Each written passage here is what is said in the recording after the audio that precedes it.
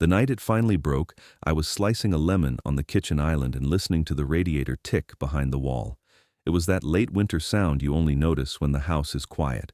Metal contracting. A soft pop. Then nothing. We were hosting a small dinner.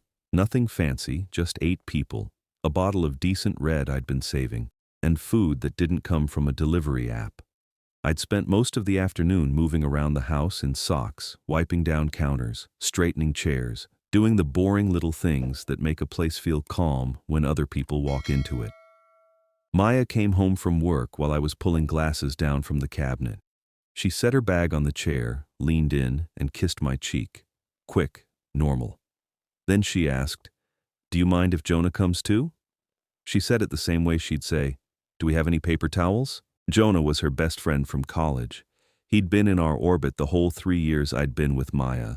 I'd learned to keep my reaction neutral, even when my body did that small, tight thing it does when you know someone is about to test you. "Sure," I said, "if he wants to come." Maya smiled like I'd passed a test. A few hours later, everyone arrived in waves, coats, and laughter, and the smell of cold air. The dining room filled up. My closest friends were there, the people who'd watched me grind through a long case without complaining when I kept canceling plans. A couple of Maya's coworkers came too. Easy conversation, plates clinking, the dog circling under the table like he was doing security. Jonah showed up last. He didn't knock. He always did this thing where he walked in like he'd been invited by the house itself. He tossed his scarf over the back of a chair, didn't ask where to put his coat, and immediately started talking to everyone like he was hosting. I watched him move around the room with a drink in his hand before I'd even poured one for him. He laughed loud, touched people's shoulders when he talked, leaned too close, and took up space. It was a habit with him, like he was constantly reminding the room that he belonged. Maya followed him with her eyes in small checks, like she needed to make sure he was okay. That was the part that always bothered me. Not that she had a close friend. That she monitored him. Like he was a responsibility. I work as an attorney. Civil side, not courtroom drama, not shouting objections. Mostly contracts, disputes, negotiations that end with signatures instead of slammed doors. It makes you patient by force. You learn to let people speak because they reveal themselves if you give them enough room. That's how Jonah had been for years. He didn't come right at me. He didn't call me names. He just dripped little comments into the cracks, soft enough that if I reacted, I'd look like the problem.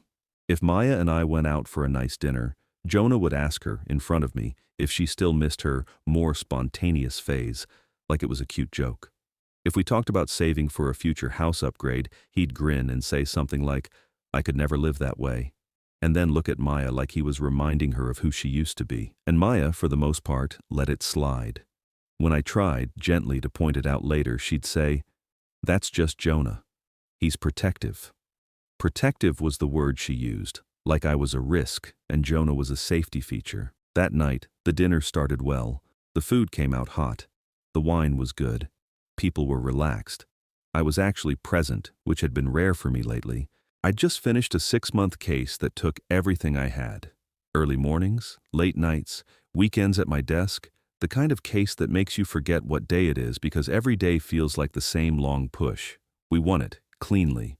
It was a major win for my firm, and it put me in a better position than I'd been in before. This dinner was supposed to be a quiet celebration of that. I didn't say much about work. I didn't need to. Just sitting at my own table with people I trusted felt like relief. Jonah waited until everyone was settled and a couple glasses had been refilled. He leaned back in his chair, swirled his wine like he was auditioning for something, and started talking about creative life versus corporate life. He aimed it at my end of the table without naming me, the way he always did. "I just think," he said, "some people are driven by passion. They have to make things, they have to create. And other people, they choose stability." He paused on that last word like it tasted bland. A couple of my friends exchanged looks. One of them focused very hard on her napkin like it suddenly needed a lot of attention. I didn't react. I just took a sip of water and let him talk. Jonah kept going, long enough that the mood started to thin out around the edges. Then he turned toward Maya. He softened his face, put on that concerned tone he liked, the one that always sounded like he was doing her a favor by speaking. "I just hope you're happy," he said. "That's all I ever want for you." Maya's posture changed slightly. Not much, just enough that I noticed. Then Jonah looked directly at me, smiling like he already knew he'd get away with whatever came next. "You're a good guy," he said to me. "Reliable, stable, you've got your life together." He let the compliment sit for half a second. Then he added casually, like he was stating a weather forecast, "But come on, you've got to know she could do way better than you." The room went quiet in a way that didn't feel dramatic. It felt immediate, like someone shut a door. My fork was halfway to my mouth. I set it down carefully on the plate. Not hard, no noise. I looked at Jonah and held his gaze. I remember noticing, weirdly, the candle on the table. The flame leaned slightly every time the vent kicked on, like it was reacting to the air pressure in the room. Maya didn't say anything. She stared at the table, cheeks warm, eyes down. Not angry at him, not shocked, just embarrassed, like he'd spilled a drink. That's when I understood something I'd been avoiding. I wasn't in a misunderstanding with Jonah. I was in a situation where he felt comfortable doing that in my home, at my table, in front of my friends, and Maya still wasn't stepping in. I took a slow breath through my nose, the kind of breath you take before you choose how you're going to handle something. And in the back of my mind, completely unrelated but suddenly clear, I pictured the small folder in my office drawer, the one with the paperwork I'd set up months earlier because I liked things clean and structured, even in my personal life. I didn't move toward it. I didn't need to, not yet. I just kept my eyes on Jonah, and I spoke in the same tone I use when someone has made a claim they can't support. "Interesting," I said. "Walk me through that." Then I waited. Jonah blinked at me like he hadn't expected a question. He'd expected the usual choices, a laugh to smooth it over, a forced smile, maybe a sharp comment he could pretend was too sensitive, anything that let him keep control of the room. Instead, I'd asked him to explain himself. He rolled his wine glass between his fingers, buying time. "I mean, you know what I mean," he said. She's got this energy. She needs someone who gets her." I nodded once, slow. Across the table, my friend Eric shifted in his chair like he wanted to say something, then stopped himself. Another friend, Dana, stared down at her plate, jaw tight. They were reading the room correctly. This wasn't a group debate. This was something I needed to handle cleanly. "Okay," I said. "Gets her how?" Jonah let out a short laugh, the kind that tries to make the question look silly. "It's not that deep." "It's deep enough that you said it out loud," I replied. There was no edge in my voice. That was important. Not for him, for me. I've seen what emotion does in a room full of witnesses. It turns facts into noise. Jonah's eyes flicked to Maya, searching for backup. Maya lifted her gaze for a second, and then dropped it again. She looked like she wanted the moment to end without choosing a side, like if she stayed quiet long enough, the room would reset itself. It didn't. Jonah cleared his throat. "I'm just saying she deserves someone who's on her level, someone creative, someone who doesn't treat life like a checklist." He smiled at the end, like he'd landed something clever. I let it sit there for a beat. Then I said, "So your main point is that she needs a creative?" Jonah shrugged. "Basically." I leaned back slightly, hands resting near my plate, and looked at him the way I look at someone who's trying to slide a vague term into a contract. "Define creative," I said.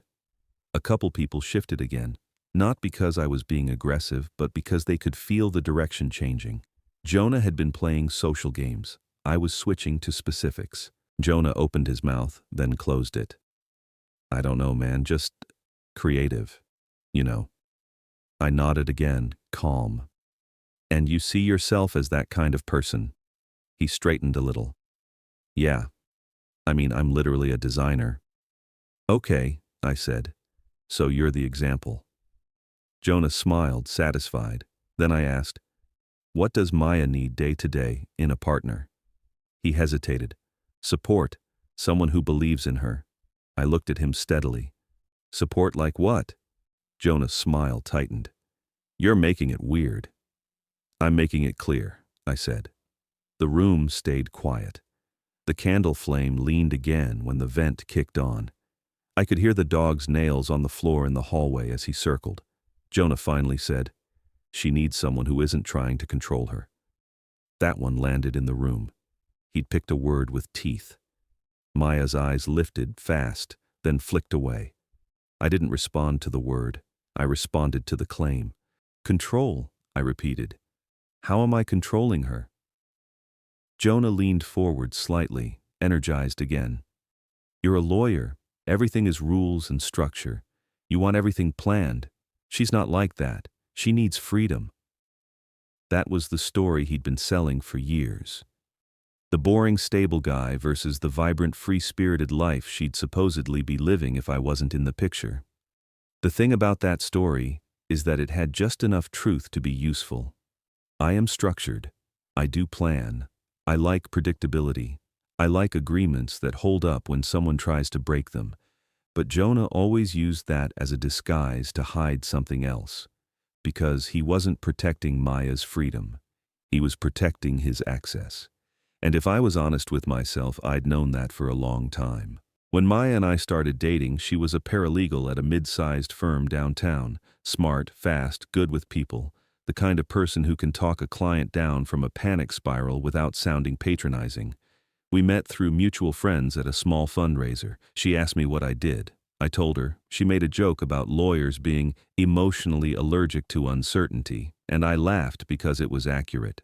We moved slowly. Coffee dates, long walks, weekends at my place. She'd sit at my kitchen table with her laptop open, studying for the LSAT, tapping her pen against her teeth when she got stuck.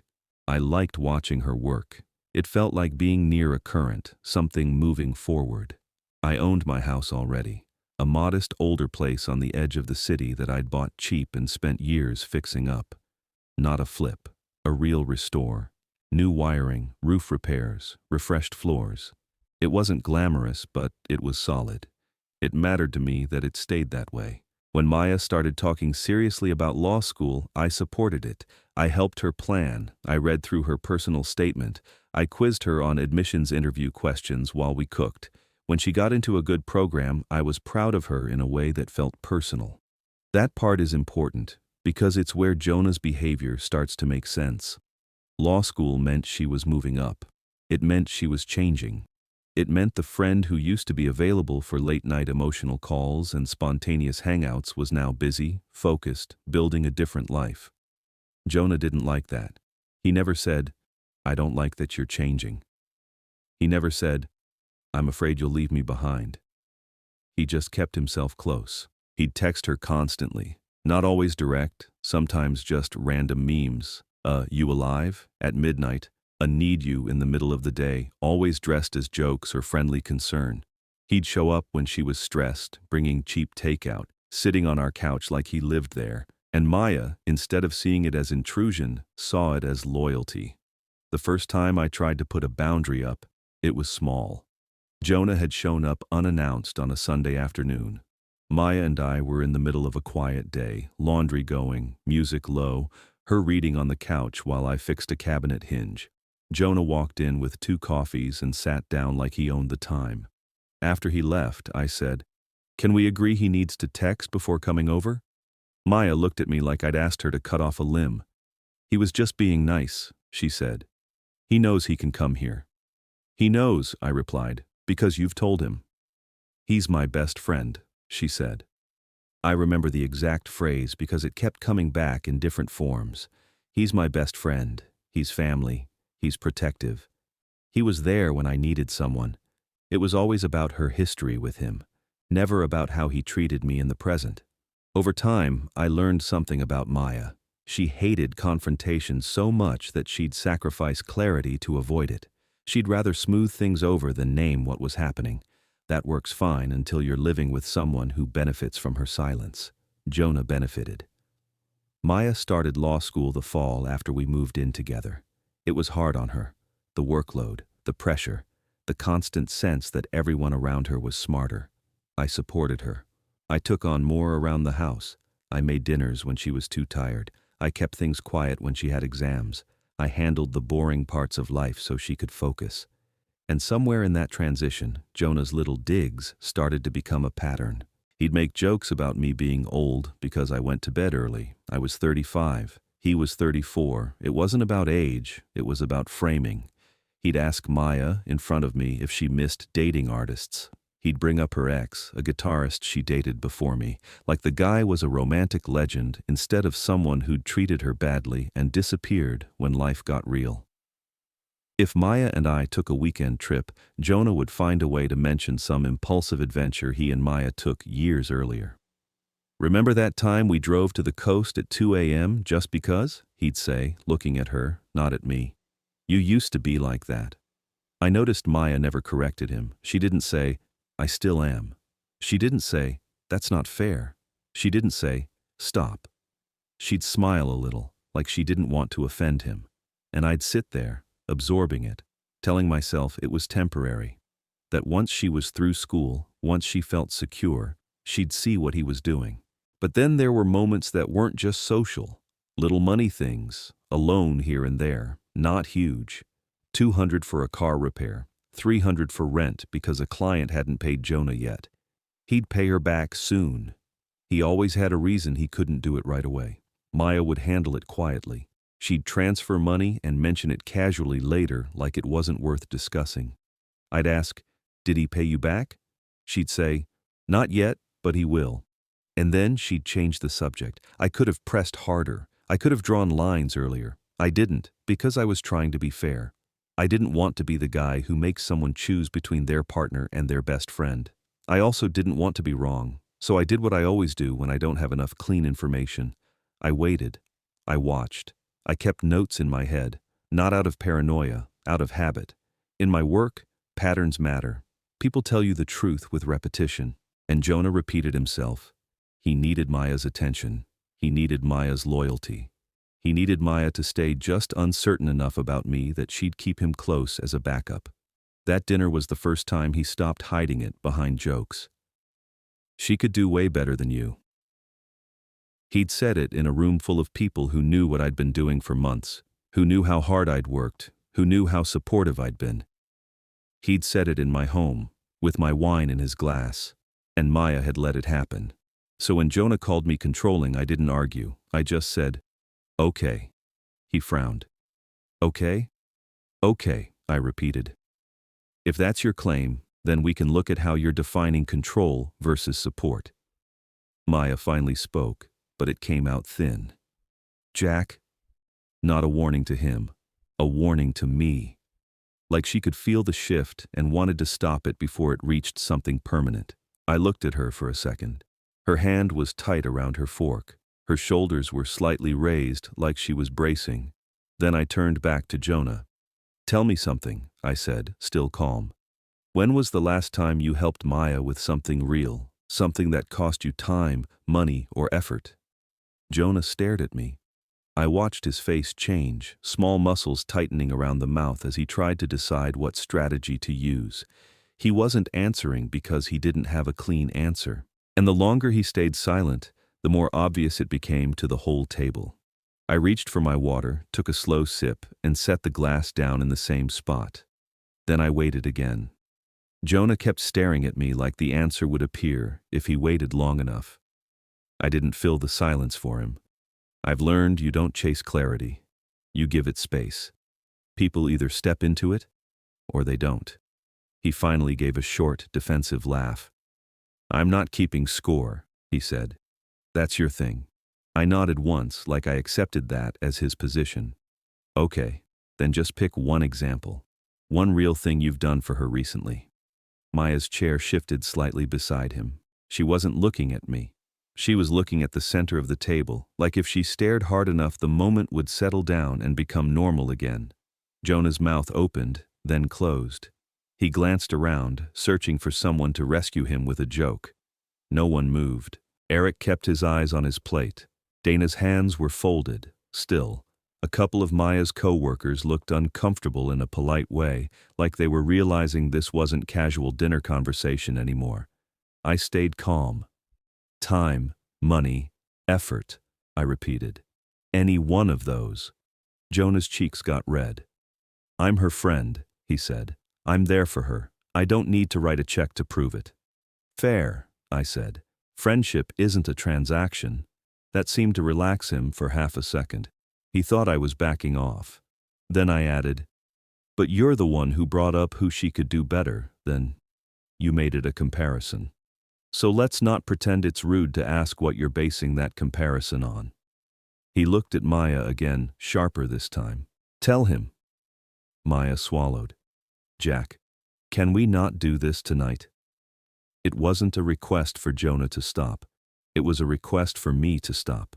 That landed in me in a quiet, specific way. Not rage, not heartbreak. More like a door clicking shut somewhere I didn't realize was still open.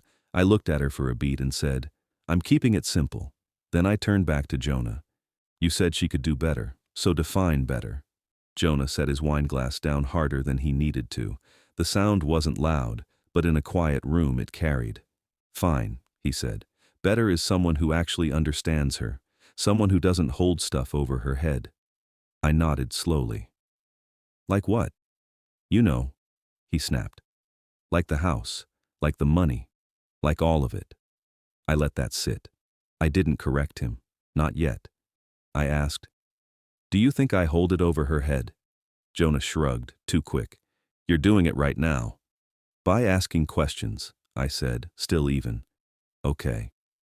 Maya's face tightened. She looked tired suddenly, not just embarrassed, tired the way people look when they've been managing a situation for too long.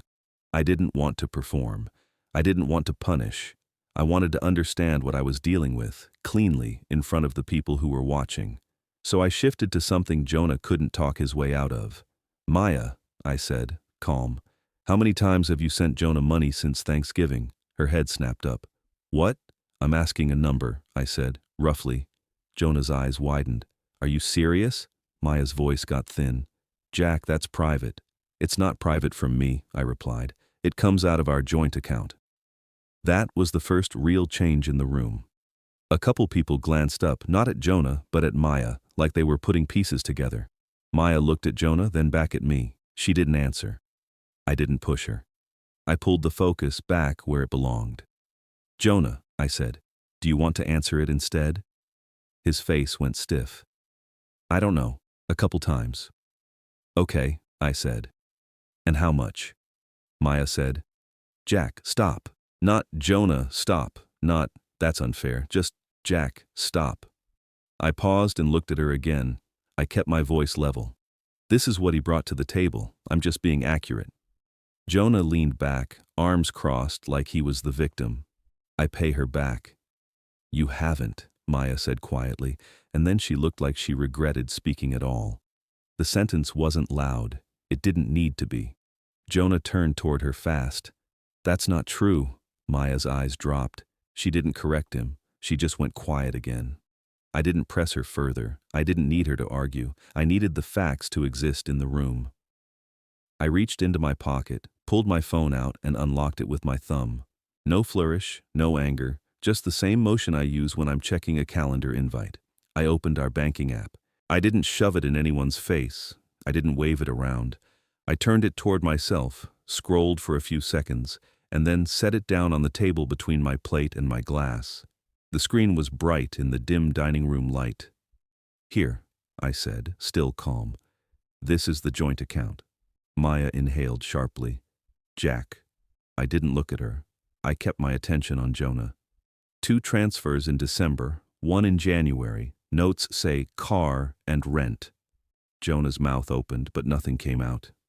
He stared at my phone like it was an accusation instead of a record. I scrolled once more, slowly. And 1 more, last week. Same recipient. The room was quiet again, but it had changed. It wasn't shock now. It was recognition. Jonah's voice came out rough. That's between me and her. It was, I said, until you decided to make my relationship the topic of discussion at my table. Maya pushed her chair back slightly, not standing, just creating space. I noticed her hands shaking a little as she reached for her water. Jonah looked around the table like he wanted someone to agree with him. No one did. I didn't raise my voice. I didn't insult him. I just kept the tone factual. You said she could do better, I repeated. So I'm asking what you're offering that's better. Jonah stared at me, jaw tight, eyes glossy with humiliation and anger. He looked like he was deciding whether to blow up or retreat. And Maya, beside him, wasn't defending the truth. She was watching the social damage, like that mattered more than what was real. I picked my phone back up and locked the screen, then set it next to my plate. I took a slow breath. Then I stood up, quietly, and said, I'm going to grab another bottle. I walked into the kitchen alone, leaving the table behind me, and for a few seconds I just stood at the counter with my hands resting on the edge, listening to the low murmur of voices that didn't know what to do next. In the kitchen, the noise from the dining room sounded softened, like someone had put a blanket over it. I opened the wine fridge, not because I needed another bottle, but because it gave my hands something neutral to do. Glass, labels, a small physical task. It kept my face relaxed. I could hear Jonah's voice faintly, trying to recover, trying to pull the room back under him. I could also hear Maya, low and quick, like she was trying to manage the damage without naming the cause. I didn't go back in right away. I stood at the counter and looked at the sink for a second. A lemon rind sat on a cutting board. The smell was still sharp in the air. It was strange how clear everything felt. Not dramatic clear, just clean. I knew what I was looking at now, and I knew what I wasn't going to do. I wasn't going to argue with Jonah in circles. I wasn't going to plead with Maya to see what she kept refusing to see. I wasn't going to keep funding a life where my boundaries were treated like a suggestion. That was the shift. Not anger, order. In my work, when a situation stops being emotional, it becomes procedural. You stop asking, how do I feel? And you start asking, what are the terms, what are the obligations, and what changes when the other party breaches them? I'd been treating my relationship like it was mostly about feelings and time, but it also had structure, real structure, shared accounts, a house in my name, a tuition arrangement, a summer position I'd helped line up, a car title I'd co-signed because it lowered her rate, passwords, codes, insurance, a dozen small systems that only work when there's trust. I poured water into a glass, took a slow sip, and then made a decision that felt simple. Step 1. End the night without a scene. Step 2. Confirm what I already knew with documentation, not memory. Step 3. Make changes quietly and legally, with no room for interpretation. I set the water down and picked up a bottle of wine I didn't care about, the kind you keep for guests who don't notice the difference. When I walked back into the dining room, everyone looked up too fast. That told me the room had been holding its breath. I set the bottle down and said, I'm going to call it a night after dessert. Long month. I'm wiped. It was polite, normal. No accusation. Eric's eyes met mine for a second, and he gave the smallest nod like he understood what I was doing. Dana's shoulders dropped a little, relieved to have a script to follow. Jonah tried to smile, but it didn't land. He was watching me closely now, like he couldn't tell if I was letting it go or setting something up. Maya didn't look relieved. She looked tense. Her hands moved in small, busy motions, straightening a napkin, adjusting her glass, anything to avoid stillness. Dessert happened. Conversation restarted in fragments. People talked about work, a movie someone saw, weekend plans. The words were normal, but the air stayed tight. Jonah didn't say much after that. He made a few attempts at humor and then went quiet, like he didn't trust the room anymore. Every so often I saw him glance at my phone sitting by my plate, locked and dark. It wasn't the screen that bothered him. It was what it represented. A record. When people finally started leaving, I walked them to the door, thanked them, helped with coats. I kept my tone steady, the same way I always do at the end of a dinner. I didn't recruit allies. I didn't explain anything. One by one, the house emptied. Jonah was last, of course.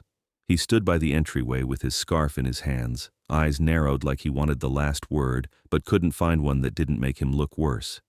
He said, "You didn't have to do that." I looked at him. Calm. "You didn't have to say what you said." He opened his mouth, then shut it. Maya was behind him, hovering, watching his face more than mine. He left without another word. The door clicked shut. The quiet after was immediate. No laughter, no footsteps, just the soft hum of the refrigerator and the dog's collar tag tapping lightly as he walked into the living room.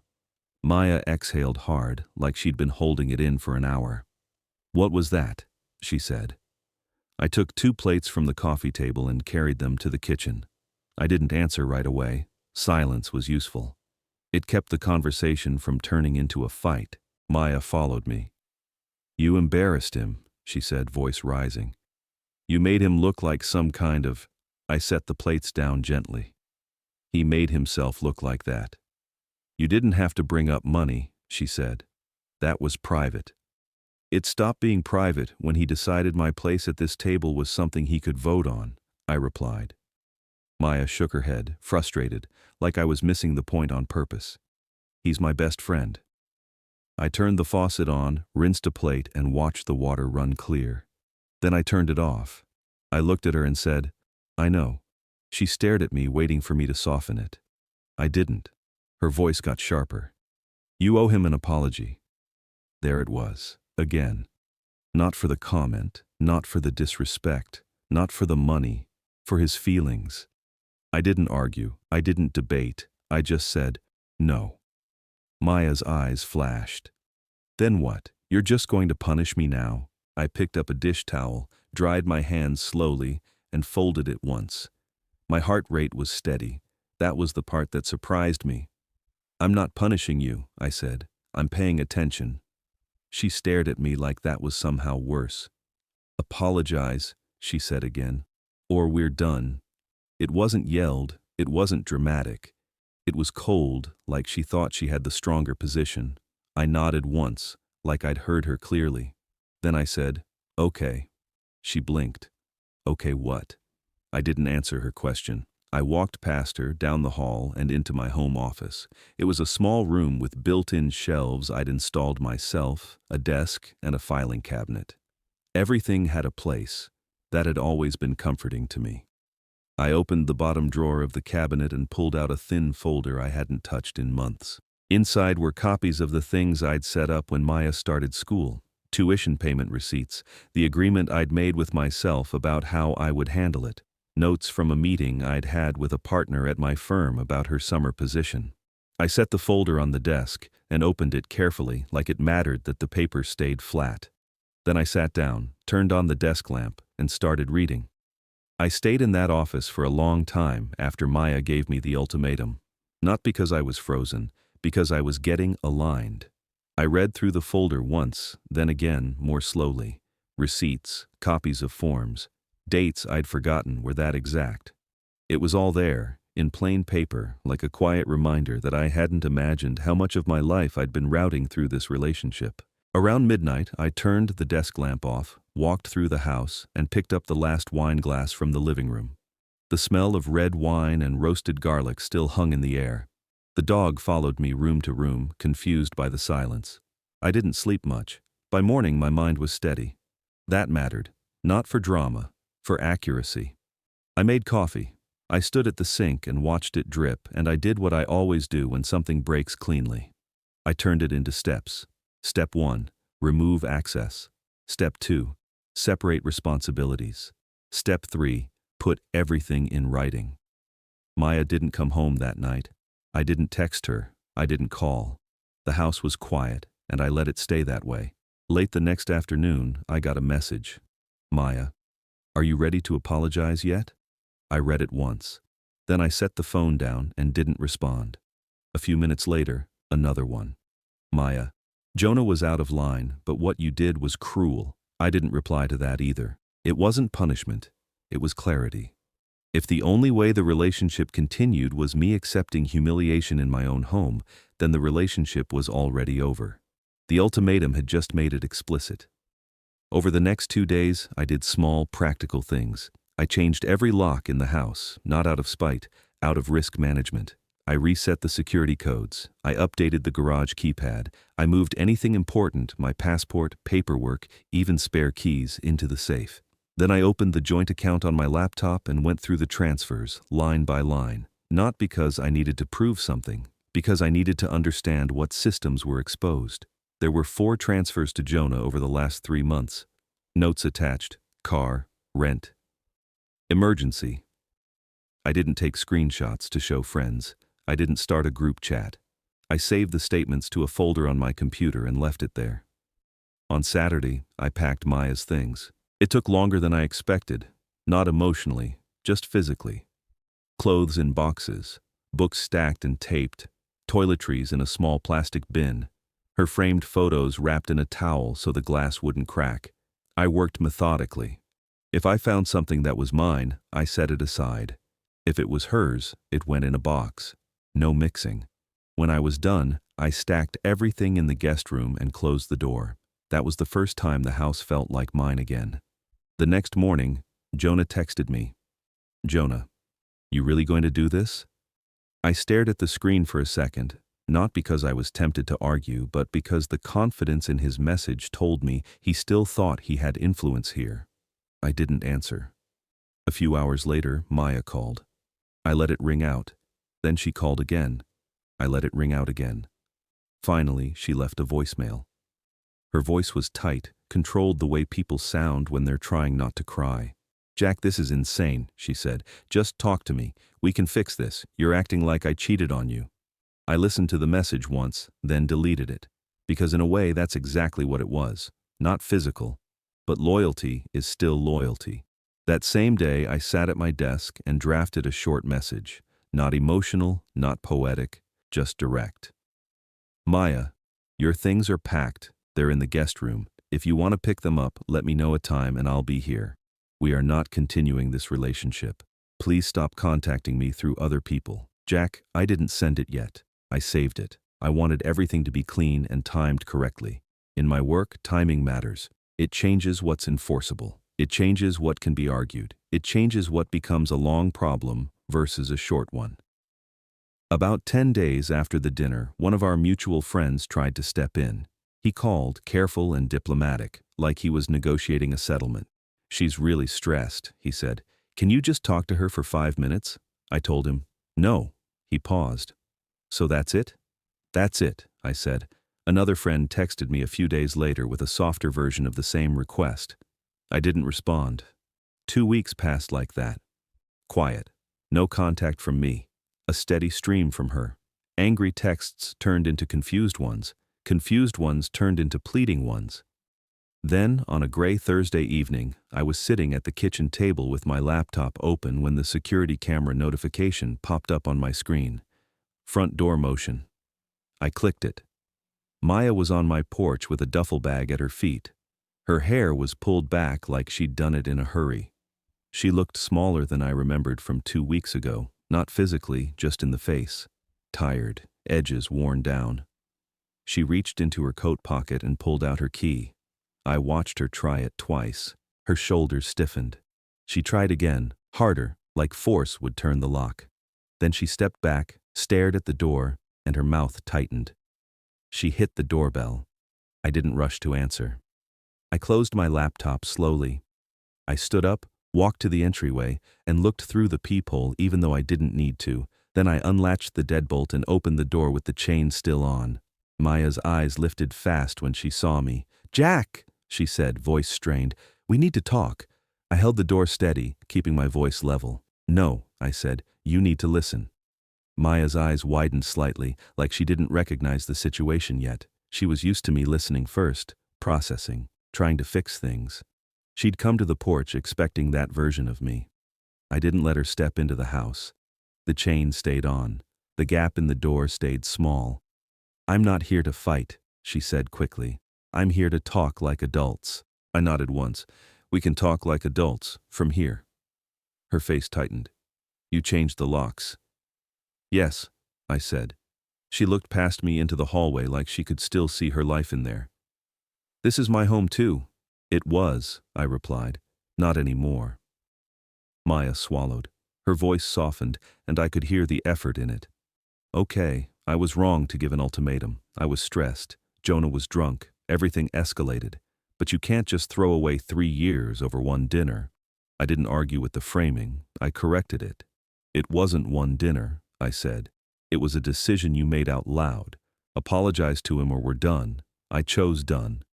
Her eyes flicked, and for a second I saw panic under the composure. Jack, come on. That wasn't what I meant. It was exactly what you meant, I said, still calm. You meant you expected me to accept being disrespected, and you expected me to keep funding the life we built anyway. She flinched at the word funding. I never asked you to fund me, she said. You didn't have to, I replied. The systems were already in place. Maya glanced down at the duffel bag like it was proof she wasn't asking for anything. I just want to come home. I kept my hand on the door edge and my tone steady. Your things are packed. They're in the guest room. You can pick them up. That's it. Her face hardened again, and her voice came out sharp. So you're really doing this? You're really punishing me because I defended my best friend. I didn't take the bait. I'm not punishing you, I said. I'm enforcing a boundary.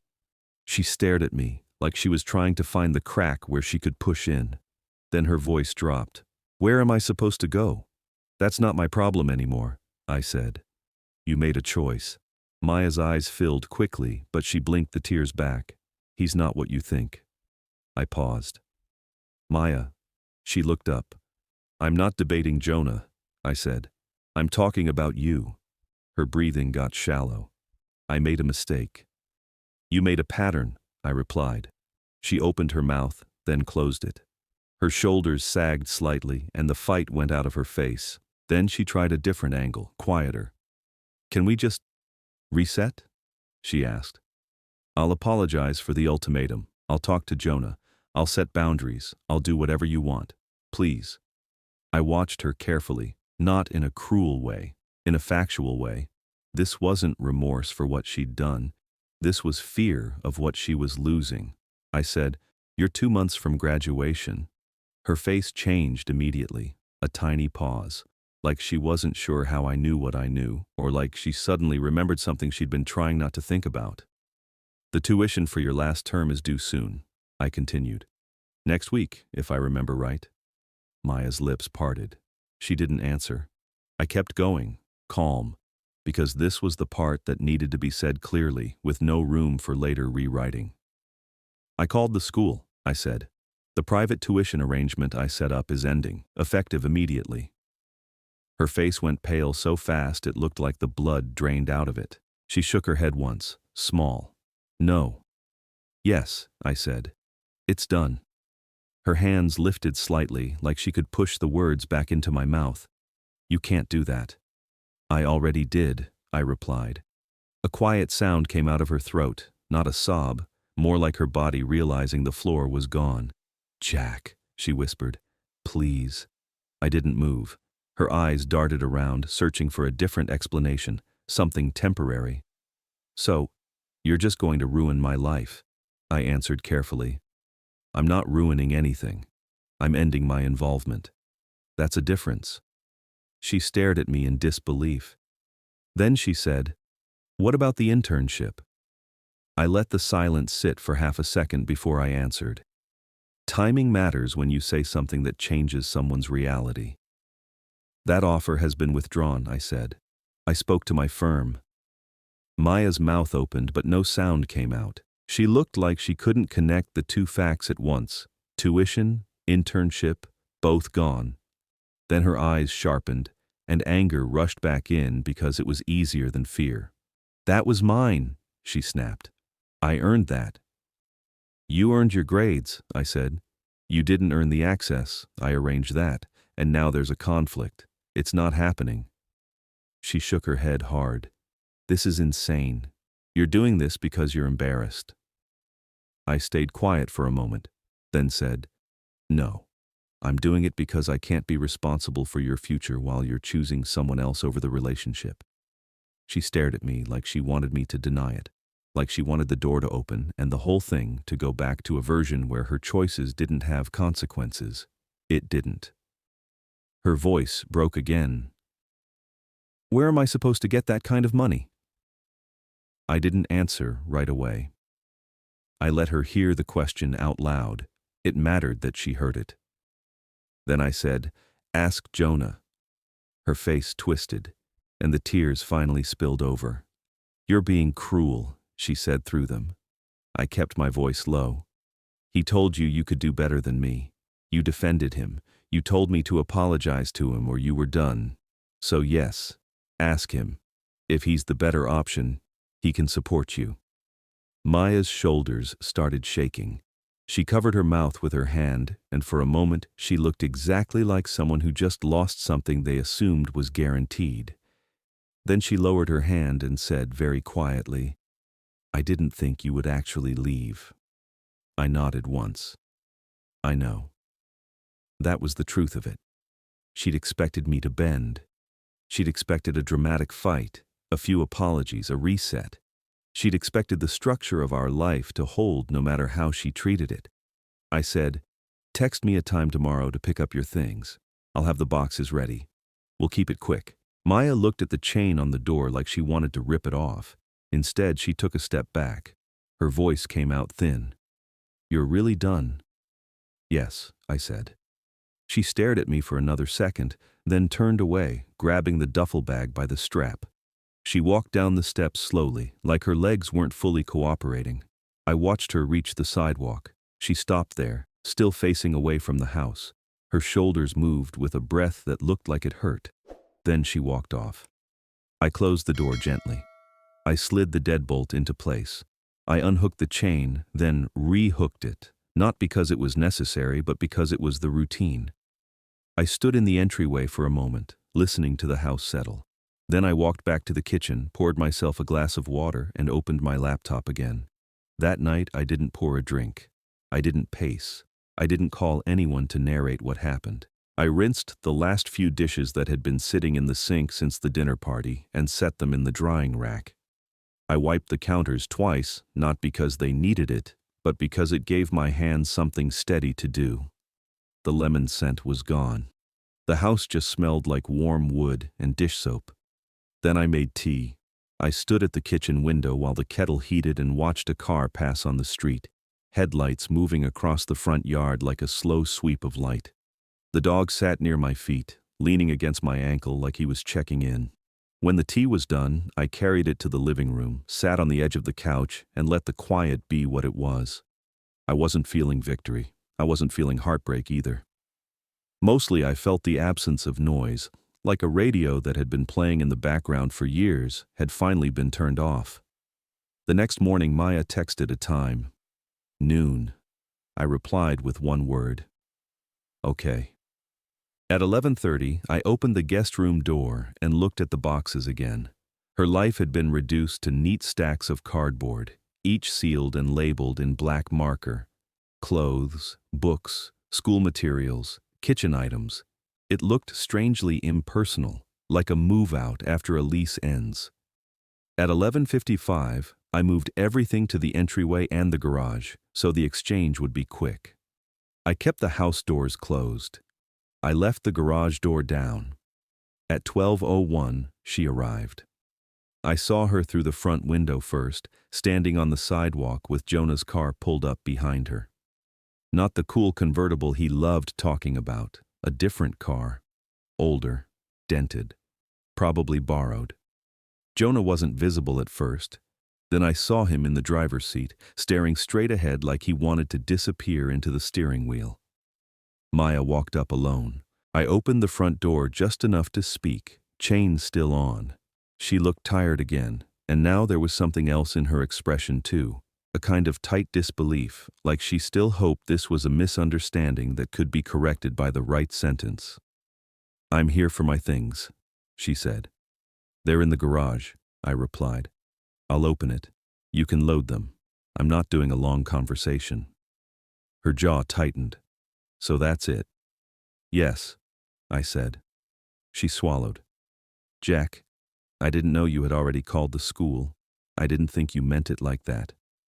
I kept my voice even. "I meant it exactly like that." She looked past me again, the same way she did on the porch, like she could see the old version of us in the hallway. Then she blinked and her eyes got wet. "I can fix this," she said softly. "I can cut him off. I can do whatever you want." That line landed differently now, Not because it was persuasive, but because it finally sounded like the truth. She could have cut him off. She could have set boundaries. She had chosen not to until the costs were real and immediate. I said, "You were willing to lose me to protect his feelings. That was your choice." Maya's face tightened, and she glanced back toward the curb where Jonah sat. I saw the anger flash, quick and sharp, like she wanted to aim it somewhere. Then she looked at me again. I was embarrassed. He pushed too far. It got out of control. I nodded once. "Yes, and you still told me to apologize to him." She didn't answer. She couldn't. I stepped back from the door and said, "I'm opening the garage now." I walked through the house slowly, not because I was stalling, but because I wasn't rushing for anyone anymore. I hit the garage button. The door lifted with its familiar rumble. Maya came around the side path and started carrying boxes out. Jonah finally got out of the car and helped, but he didn't look at me. He kept his head down, hands moving fast, like speed could undo humiliation. At one point, Maya lifted a box labeled "Law" and set it in the trunk a little too hard. The sound was dull, but it carried. Jonah flinched. Maya's voice dropped low, sharp enough that I could hear it from the garage doorway. "Careful," she said to him, not kindly. "That's my life in there." Jonah murmured something I couldn't make out. Maya said, "Just do it." That was the moment I understood what their apartment must have been like. Not romantic, not comforting, just two people living inside the consequences of a choice neither one could afford. When the last box was loaded, Maya stood near the trunk with her hands at her sides, breathing shallowly. Jonah hovered behind her like a person trying to stay out of the line of fire. Maya looked at me across the driveway. "So, you're really not going to say anything else?" I kept my tone calm. "I've said everything I needed to say." Her eyes searched my face for a crack. "I loved you." "I know," I said. "That's why this is disappointing." She nodded once, like she'd been struck. Then she turned away, got into the passenger seat, and closed the door. Jonah drove off without looking at the house. I watched the car reach the end of the street and turn. Then I walked back inside, closed the garage, and locked the door behind me. After that, life became small again in the best way. I reopened a savings account that I'd paused while covering extra expenses. I updated my beneficiary forms and removed her name. I scheduled a meeting with my accountant and cleaned up the shared financial threads. Not dramatic, just necessary. A week later, I got a short email from the law school billing office confirming the change in payment arrangement. No emotion, just dates and policy language. That was the confirmation I needed. Third party, clean. 2 weeks after that, someone at my firm told me the summer position had been filled by another candidate. Again, no drama, just process continuing. Every now and then I heard small updates through mutual friends. Maya took a leave from school. She tried to negotiate a payment plan. She was angry. She was tired.